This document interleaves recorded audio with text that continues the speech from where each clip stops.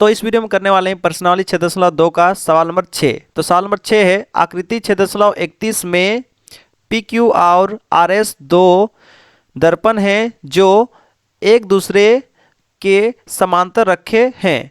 ठीक है, तो यहाँ देखिएगा थोड़ा सा पी क्यू यहाँ पे कौन सा है, ये देखिए पी क्यू ये आपका है, और दूसरा तो कौन है आर एस। तो आर एस देखिए ये है आपका, दोनों ये दर्पण और ये दर्पण क्या है, दोनों आपस में समांतर रखा हुआ है। आगे एक आपतित किरण, ठीक है, आपतित किरण आने वाला किरण को बोलते हैं आपतित किरण। ठीक है, आपतित किरण ए बी दर्पण पी क्यू से बी पर टकराती है। ठीक है, दर्पण ये जो आपका पी क्यू है ये दर्पण है, इसमें कौन सा बिंदु पर टकराती है, ये किरण आने वाली टकराती है बी बिंदु पर। ठीक है, दर्पण पी क्यू पर बी बिंदु पर टकरा रही है कौन सा किरण, ये जो आ रही है ओ किरण। ठीक है, और परावर्तित किरण पाथ बीसी पर चलकर दर्पण आर एस से सी पर टकराती है। देखिए यहाँ पे टकराया, टकराने के बाद परावर्तित, मतलब टकरा के वापस जाने को हम बोलते हैं परावर्तित। जो भी कोई टकरा के वापस जाता है उसको बोलते हैं परावर्तित। तो देखिए टकरा के वापस जा रही है तो इसको बोलते हैं परावर्तित। तो ये जो किरण का नाम क्या होगा, इसका नाम होगा बीसी। ठीक है, ये बीसी जो है ना, जो किरण है वो क्या हो रहा है आपका, ये दर्पण का नाम क्या है, देखिए आर एस। क्या नाम है, दर्पण आर एस। ये दर्पण आर एस को कहाँ पे, इधर से आने वाला काट रहा है, देखिए काट रहा है बिंदु सी पर। ठीक है, बिंदु सी पर क्या हो रहा है, काट रहा है।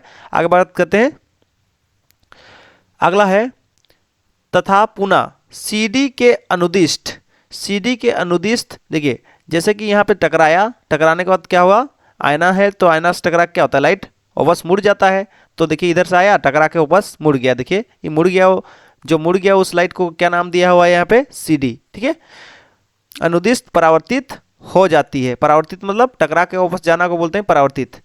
सिद्ध कीजिए कि ए बी समांतर है सी डी।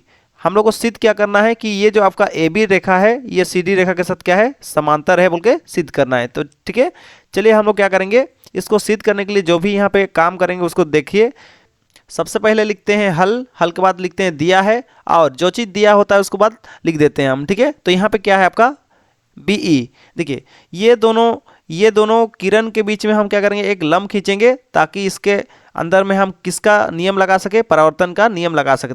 ठीक है, हम इस सवाल को बनाने के लिए क्या करेंगे, ये रेखा और ये रेखा, दोनों रेखा के बीच में क्या करेंगे, एक लंब खींचेंगे। ठीक है, और लंब खींचने के बाद क्या होगा, ये आपका यहाँ पे देखिए कुछ इस प्रकार से दिखेगा। ठीक है, और लंब इसलिए खींचेंगे क्योंकि ये जो आपका लाइट है और लाइट का जो परावर्तन का नियम होता है उस नियम के आधार पर हम इस गणित को देखेंगे। ठीक है, तो परावर्तन का नियम क्या होता है कि ये जो लंब खींचे, लंब के इस पार का जो कोण है, लंब के इस पार का कोण के साथ क्या होता है, आपस में बराबर होता है। ठीक है, और देखिए यहाँ पे भी ये लकीर और ये लकीर के बीच में क्या करेंगे, एक लंब खींचेंगे। ठीक है, और लंब खींचेंगे तो क्या होगा आपका, ये भी आपका परावर्तन का नियम के अनुसार ही हम बात करेंगे।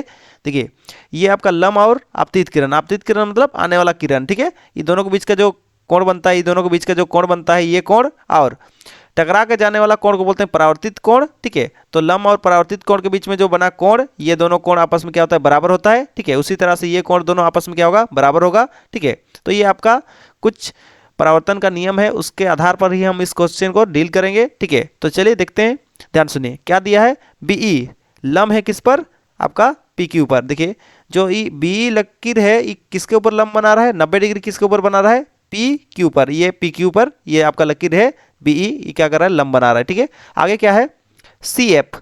देखिए सी एफ कहाँ पे है, ये देखिए सी एफ, इसका नाम है सी एफ।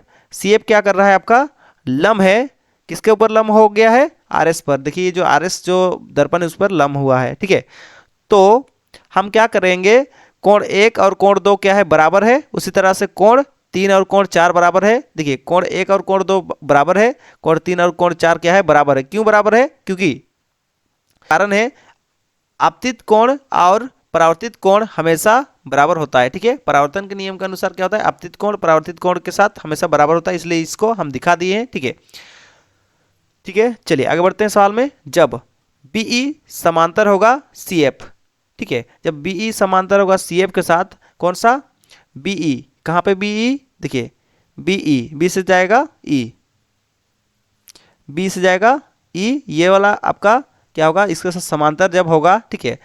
तो समांतर दोनों लकीर है, उसके बाद आप देखिएगा थोड़ा सा, ये दोनों अगर मान लेते हैं समांतर है, ठीक है, ये दोनों लकीर समांतर है, ठीक है, क्योंकि समांतर दिख ही रहा है तो हम इसलिए यहाँ पे क्या लिख दिए हैं, समांतर होगा बोल के लिख दिए हैं, ठीक है। क्योंकि दो लम्ब हमेशा आपस में क्या होता है, समांतर होते हैं, ठीक है। अलग अलग जगह में अगर कोई दो लम्ब खींच रहे हैं तो दोनों आपस में क्या होता है, समांतर होता ही है, ठीक है। इस बात को ख्याल रखिए। अगला, इसके बाद देखिएगा, दो समांतर रेखा के बीच में कोई तिरछा लकीर इस प्रकार से हम करते हैं तो हम उसको बोलते हैं तिर्यक रेखा। तो देखिए, क्योंकि देखिए दो ठो ऐसे समांतर रेखा है तो इस प्रकार से एक तिर्यक रेखा काट रहा है। देखिए ये वाला तिर्यक रेखा क्या हो रहा है, काट रहा है, ठीक है। ये दोनों समांतर लंब सब है, उसको क्या कर रहा है, तिर्यक रेखा इस टाइप से काट रहा है, ये तिरछा वाला लकीर।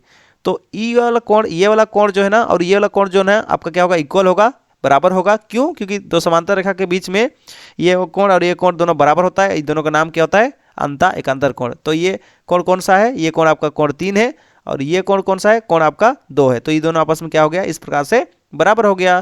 तो इस प्रकार से दिखा दिए। तो कोण 3 और कोण 2 क्या हो जाएगा, बराबर हो जाएगा। किस कारण से बराबर होगा, अंता एकांतर कोण से। समझ में आ गया? इसको समीकरण 1 मान लेंगे, ठीक है। कैसे हुआ ये समझ में आ गया। चलिए तो आगे है, इसी तरह से कोण 4 और कोण 1 भी क्या होगा, बराबर होगा, ठीक है। कोण 4 कहाँ पे है, कोण 4 है, और कोण 1 भी बराबर होगा। क्यों? क्योंकि देखिए ये कोण अगर इसके साथ बराबर है, ठीक है, थोड़ा सा देख लीजिएगा, कोण 1 और कोण 2 आपका बराबर है, ठीक है, ठीक बात है। चलिए फिर उसी प्रकार से हम लोग क्या हुआ, कोण आपका ये जो कोण आपका 3 और 4 को थोड़ा आगे पीछे करके लिखते हैं। कोण 4 किसके साथ बराबर है, कोण 3 के साथ बराबर है। ऐसे ही बात है, इसका बराबर ये है, इसका बराबर ये है, ठीक है। तो अभी हम लोग को क्या पता चला यहाँ पे कि ये दोनों आपस में क्या है, बराबर है, ठीक है। कोण 2 और कोण 3 आपस में क्या हो गया है, बराबर हो गया है, ठीक है।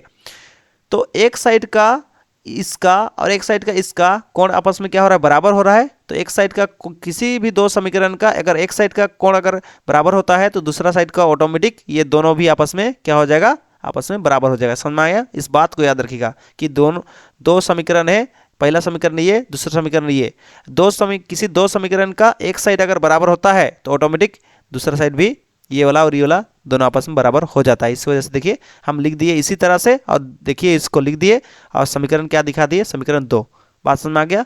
चलिए तो हम लोग का ध्यान सुनिएगा यहाँ पे। तो हम लोग का यहाँ देखिएगा सब बराबर हो गया आपस में, तो हम क्या लिखेंगे यहाँ पे देखिए। तो इसके बाद हम क्या करेंगे, समीकरण 1 और समीकरण 2 को जोड़ देंगे, ठीक है। तो समीकरण 1 और समीकरण 2 को कैसे जोड़ेंगे, देखिए समीकरण 1 का इस साइड का, समीकरण 2 का इस साइड का, मतलब जो बराबर के इस पार में है उसको इस पार वाला के साथ जोड़ना है। तो देखिए कोण 3 और कोण 4 को हम जोड़ दिए, और बराबर की इस तरफ में जो है उसको क्या करेंगे, बराबर का इस तरफ वाला के साथ जोड़ेंगे, किसका, समीकरण 2 का। तो देखिए दोनों को हम क्या कर देंगे, जोड़ देंगे। तो कैसे दिखेगा, कोण 1 प्लस कोण 2 दिखेगा, ठीक है। तो ये हो गया आपका जोड़ने पर इस प्रकार से हम लोग को मिल गया, ठीक है। अगर हम क्या करेंगे, कोण 1 और कोण 2 को जोड़ेंगे तो क्या मिलेगा हम लोग को, BCD मिलेगा। क्या मिलेगा, BCD मतलब B से आएगा C से कहाँ जाएगा D, यानी कि ये बड़ा वाला कोण मिलेगा हम लोग को कोण 1 और 2 को जोड़ने पर, ठीक है। आगे देखिएगा 3 और 4, कोण 3 और 4 को जोड़ने से कौन सा कोण मिलेगा, ABC। कौन सा कोण मिलेगा, ABC। A से गया B से कहाँ जाएगा C, ये वाला बड़ा वाला कोण हम लोग को मिलेगा कोण 3 और कोण 4 को जोड़ने से। तो ये दोनों को जोड़ने से हम लोग को मिल गया ABC, ठीक है। तो देखिए दो रेखा इस प्रकार से है, उसको अगर समांतर दिखाना है, ये रेखा और ये रेखा को समांतर दिखाना है तो इसका अंदर में एक तिर्यक रेखा खींचना पड़ता है। तो तिर्यक रेखा इस प्रकार से यहाँ पे देखिए ऑलरेडी खींचा हुआ है यहाँ पे, ठीक है। और ये साइड का कोण और ये साइड का कोण यहाँ पे क्या हो रहा है, बराबर हो जा रहा है, ठीक है। ये साइड का कोण और ये साइड का कोण क्या हो रहा है, बराबर हो रहा है, ठीक है। तो देखिए हम लोग को अगर कोई दो रेखा को क्या दिखाना है, समांतर दिखाना है, तो हम लोग को क्या करना पड़ता है, दो रेखा के बीच में एक तिरछा रेखा खींचना पड़ता है जिसको बोलते हैं तिर्यक रेखा, ठीक है। और तिर्यक रेखा का ये कोण और ये कोण अगर बराबर हो जाता है, यानी कि एकांतर कोण अगर अंदर का बराबर हो जाता है, ठीक है, तो हम क्या बोल सकते हैं, अगर एकांतर कोण अगर बराबर आ रहा है तो ये लकीर और ये लकीर दोनों समांतर होगा। इसलिए हम क्या लिख देंगे लास्ट में, अतः AB समांतर है CD होगा, प्रूव। समझ में आ गया। अगर आपको इस चैनल का वीडियो पसंद आता है तो आप इस चैनल को सब्सक्राइब कर लें, और साथ ही साथ आगे का अपडेट पाने के लिए नोटिफिकेशन बेल को ऑल पे सेट कर दें। और कुछ अगर आपको समझ में नहीं आया है तो कमेंट बॉक्स में जरूर से कमेंट करें, आपका रिप्लाई आपको मिल जाएगा। Thank you.